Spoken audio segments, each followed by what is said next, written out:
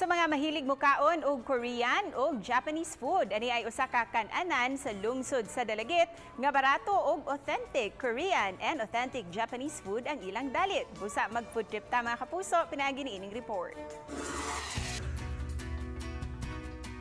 Kung asa ang barato ug lamian nga pagkaon, dili gayud mawala ang mga sugbuanon. Sa Dalagit, ani ay inato nga kan-anan, diin ang ilang dalit ang budget-friendly ug legit nga Korean ug Japanese food nga ang tema ala pungko-pungko. Natukod kini ni atulang Nobyembre sa miaging tuig. Matud sa tag-iya, namugna nila ang konsepto sa maong kan-anan tungod sa kasinatian siyang igsuon nga nagtrabaho sa mga restaurants, sud na sa 17 ka tuig sa gawas sa nasud. Gusto usab nila ipaambit sa mga customer ang mga pagkaon didto nga barato ang presyo.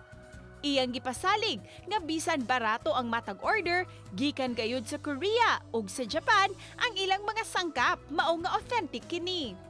Dida niya gari ang iyang pagkakuan niya aron pud makakaon pud ang mga Pilipino nga wala kadtong gawas, makatilaw pud sa unsay pagkaon dito sa gawas. Ang presyo nagsugod sa 50 hangtod sa 90 pesos. Bestseller nila ang chicken teriyaki, bibimbap, sushi ug ang ilang sisig. Daghan usab ang mupalit sa ilang tuslubuwa nga swak kaayo sa mga sugbuanon. Kay ragid kaayo ang pagkaon kay affordable bisag unsa ka klase nga mga tao maka-afford gud sila kay sa 50 pesos nimo nga usa ka serve na pag 5 ka puso nga pakapin. Lami gud lami. Affordable. Kung makasuroy mo sa habagatang bahin sa probinsya, ayaw si Piata ang maong kan-anan nga anaa sa seawall sa lungsod sa Dalagit. Uban ni Demi Hernani, Cecil Kibod Castro, Balitang Bisdak.